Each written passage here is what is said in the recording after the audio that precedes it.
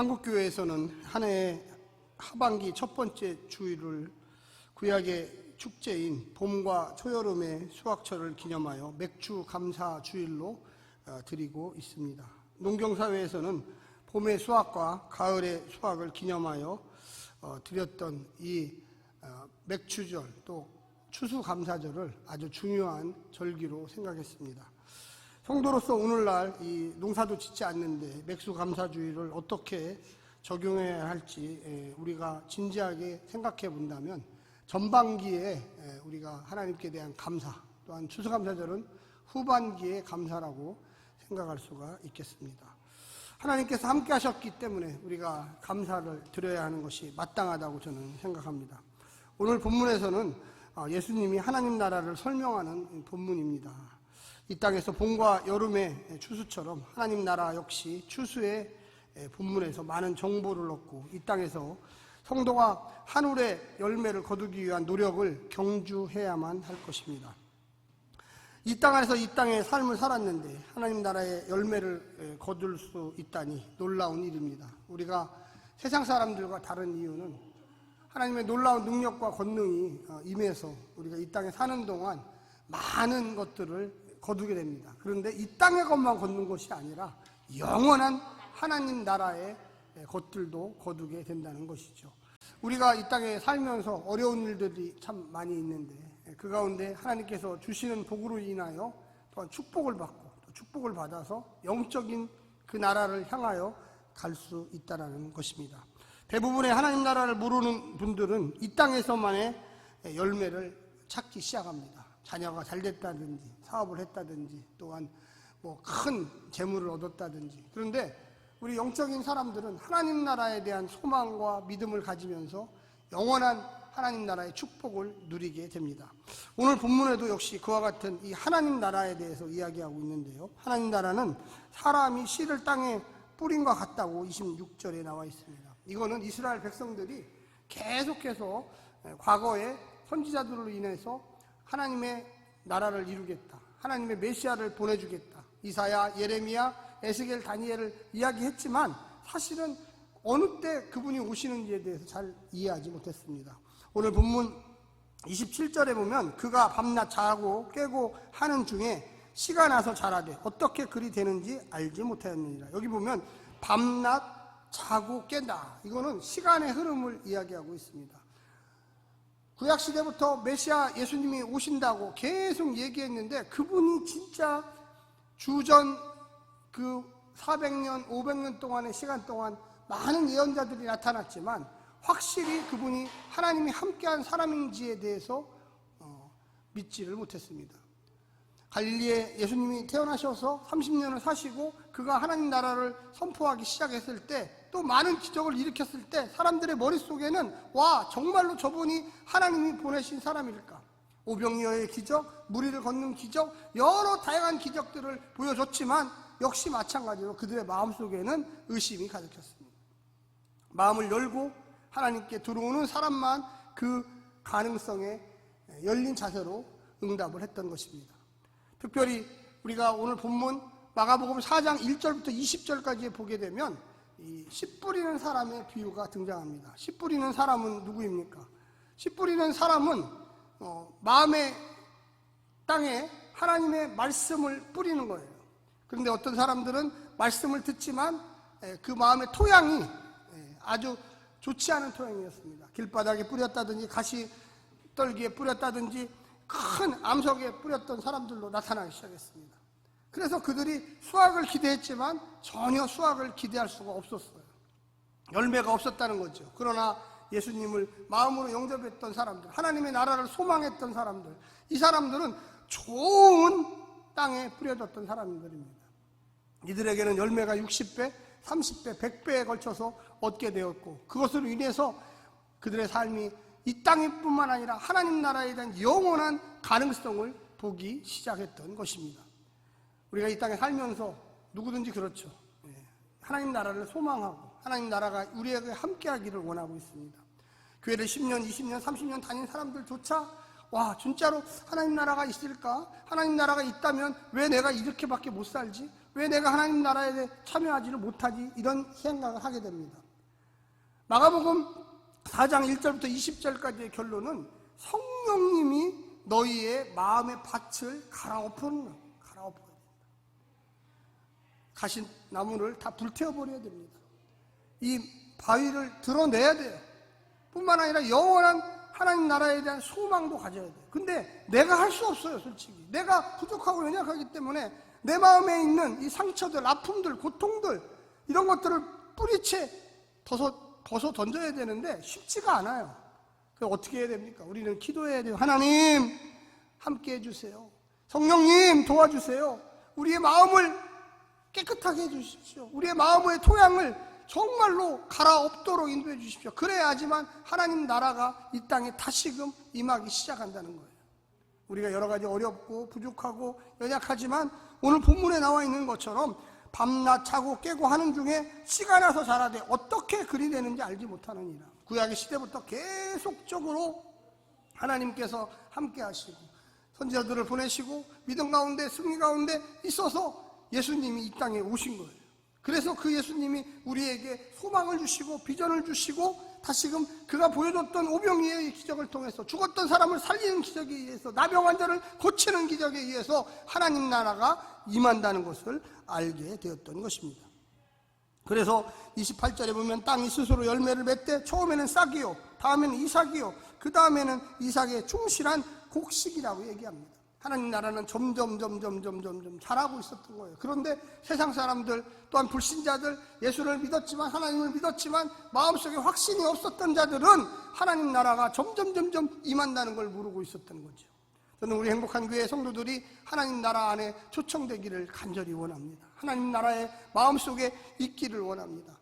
몰라요, 사실은. 그런데 분명한 것은 말씀을 듣고 성령의 역사를 받아서 우리의 마음속에 회개의 마음을 가지고 다시금 하나님 나라가 우리 땅에 거하게 된다는 것을 깨닫게 될 때 우리는 점점 하나님 나라의 풍성한 열매들이 있을 수 있다라는 것입니다. 우리가 봄에 씨앗을 뿌렸죠. 그래서 지금 보리와 이런 봄의 곡식들을 거두게 됩니다. 우리가 이 땅에 살면서 여러 가지 어렵고 연약한 점 많이 있지만 그 속에서 하나님께서 주시는 복을 누리고 있다는 것이 얼마나 놀라운 것인지 모릅니다. 오늘 본문에 보게 되면 29절에 열매가 익으면 곧 낫을 되나니 이는 추수때가 이르렀습니다. 추수때가 과연 뭡니까? 과연 하나님 나라가 이 땅에 오셨을 때 우리의 삶에 맺히게 되는 거예요. 마음의 변화 없이 과연 그 추수의 열매들을 맺을 수 있을까요? 교회를 10년, 20년, 30년 다녔지만 아직도 하나님 나라에 참여하지 못하는 성도들이 있다는 거예요. 얼마나 놀랍습니까? 하나님 나라를 소유하고 싶었지만 소유하지 못하는 그 상태, 아마도 예수님 시대에 메시아를 기다렸던 이스라엘 백성들의 상태가 아닌가 생각합니다. 사랑하는 성도 여러분, 오늘 본문을 통하여 은혜 나누시기를 원합니다. 알지 못하지만 씨가 자라듯이 우리의 마음속에 하나님을 사랑하는 마음이 있고 하나님의 놀라운 역사를 기대하는 사람들이 있다면 때가 이름에 놀라운 60배, 100배, 30배의 열매를 맺듯이 우리 삶 속에 하나님의 역사가 임하기를 간절히 원하고 있는 것입니다. 두 번째 나오는 또 30절부터 32절에 나오면은 겨자씨의 비유가 나옵니다. 30절에 이르되 우리가 하나님의 나라를 어떻게 비교하며 또 무슨 비유로 나타낼까, 이런 이야기를 하고 있습니다. 비유라는 것은 상징 언어입니다. 그래서 그림 언어와 같아요. 그림 언어가 무엇입니까? 아이들이 어렸을 때 3살, 2살 됐을 때 글자를 모르죠. 또한 추상적인 걸 몰라요. 거짓말은 무엇이고 선하게 사는 건 무엇이고, 그랬을 때 아이들이 그림으로만 된 책자를 보여주면서 야, 여기 쥐가 한 마리 있는데 이 쥐가 남의 것을 훔쳐먹다가 거짓말을 하다가 물속에 툭 빠져가지고 못 살았대. 그럼 그 아이의 머릿속에 와, 거짓말을 하면 저렇게 되는구나, 거짓말을 하면 저렇게 혼이 나는구나, 이걸 깨닫게 돼요. 근데 놀라운 것은요, 그 아이가 5살이 되고 7살이 되고 10살이 되고 20살이 되고 30살이 됐는데도 불구하고 그 상징 언어가 현실에 나타나는 실제적인 언어인 것을 잊어버린다는 거예요. 그래서 욕심이 그 앞을 가리기 시작해요. 그 마음속에 야욕이 있어요. 헛된 욕망이 있어요.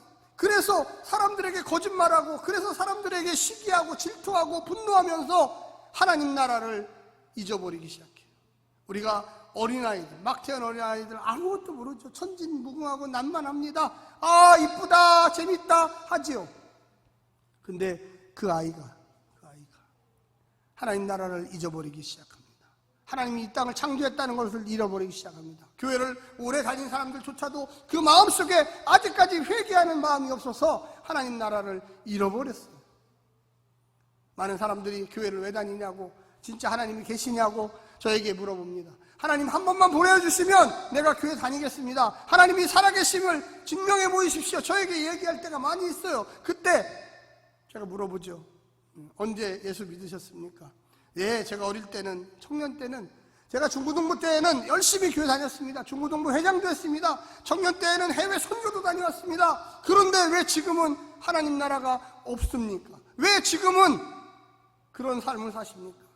하나님 없이 사는 삶, 죄악된 삶입니다. 하나님 없이 사는 삶, 자기 욕심만을 채우려고 사는 삶입니다. 그래서 나중에 시간이 흘러서 그들의 마음속에 하나님 나라를 완전히 잊어버렸어요. 꿈같이 과거의 어떤 일처럼 생각합니다.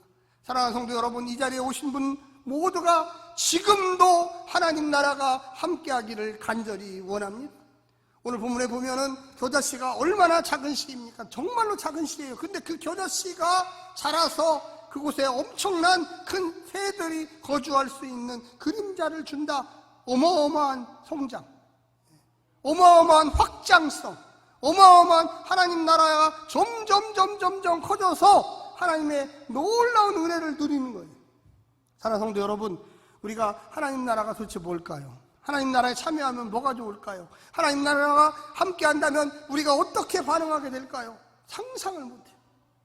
제가 시간이 없어서 다 얘기할 수는 없지만 그 하나님 나라의 확장성은 무궁무진하게 커진다는 거예요. 그래서 그 확장성 때문에 이 세상에 있는 영원한 세계를 바라보게 되고 영원한 하나님 나라를 바라보게 되고 영원히 계시는 그분과 내가 거주한다는 거죠. 여러분, 저 뒤에 보이는 십자가 보이시죠? 주님께서 이 땅에 영혼을 주시기 위해서 오셨어요. 어떤 분은 돈 100억만 준다면 다 해결된다고 생각해요. 아니요. 어떤 분은 건강한 60만 준다면 다 해결된다. 아니요. 그분도 죽고 다 죽어버려요. 영원한 하나님 나라를 경험하는 놀라운 그 은혜가 바로 우리가 경험할 수 있는 최고의 하나님 나라입니다. 이 땅의 하나님 나라를 위대한 것으로 알고 우리는 그 하나님 나라를 사실 그 크기가 얼마나 되는지 알 수도 없어요. 그것 때문에 그 하나님의 위대한 일들을 계획하고 하나님이 함께 하심을 계획하고 하나님께서 주시는 놀라운 사랑의 역사들을 계획하고 깨닫게 되는 겁니다. 이게 바로 주님께서 제자들에게 겨자씨의 비유를 이야기한 것입니다. 겨자씨의 비유에 보게 되면 31절에 모든 씨보다 작은 것이로되 32절에 심긴 후에는 자라서 모든 풀보다 커지며 큰 가지를 내나니 공중의 새들이 그 그늘에 깃들일 만큼 되느니라. 할렐루야. 그래서 하나님 나라가 온전히 성장하면서 온전히 커져가면서 영원한 하나님 나라에 대한 소망이 생기는 거예요. 우리 행복한 교회 성도들이 이 자리에 온 이후 점점 하나님 나라가 커지기 시작합니다. 하나님 나라를 보게 됩니다. 하나님 나라의 놀라운 축복 가운데 역사가 일어나기 시작합니다. 그래서 놀라운 축복이 우리 가운데 거할 때 하나님께서 주시는 은혜와 능력이 거하심으로 인하여 우리가 그 길을 볼 수가 있게 된다고 저는 믿습니다. 마지막에 보면 이렇게 나와 있습니다. 34절에 보면 비유가 아니면 말씀하지 아니하시고 다만 혼자 계실 때에 제자들에게 모든 것을 해석하시더라. 모든 것을 해석하시더라. 오늘 이 시간이 바로 그 시간입니다. 하나님 나라를 추상적으로 알고 있던 사람이 예배에 나와서 하나님 나라의 실체를 보게 됩니다. 용서하고 사랑하고 위로하면서 하나님 나라는 이런 것이구나. 하나님 나라가 이렇게 임하는구나. 내가 정말로 용서할 때 사랑할 때 하나님 나라가 내 마음에 오게 되고 영원한 세계가 보이기 시작하고 이 땅에 눈에 보이는 세계를 뛰어넘어서 하나님께서 주시는 은혜와 햇빛과 찬양과 공기와 그 은혜 속에 거하게 되는 것입니다. 우리는 예배 오면 왜 기쁩니까? 예배 오면 우리가 왜 행복해집니까? 그것은 하나님 나라의 그 짧은 경험이지만 한 시간이지만 그것을 경험해 보면서 일주일을 힘내서 살 수 있는 믿음을 발견하게 되는 것입니다. 오늘 하루 우리가 이 땅에 살아가면서 이번 주일 맥주 감사 주일입니다. 이것이 하나님께서 우리에게 주신 감사의 조건들을 발견하는 것입니다. 사랑하는 성도 여러분, 하나님 나라를 발견하십시오. 하나님 나라에 참여하십시오. 용서할 때 참여됩니다. 사랑할 때 참여됩니다. 성령의 충만함을 받을 때 참여됩니다. 이 모든 은혜와 능력이 우리 행복한 교회 성도들 가슴 속에 늘 함께하기를 간절히 바랍니다. 기도하겠습니다.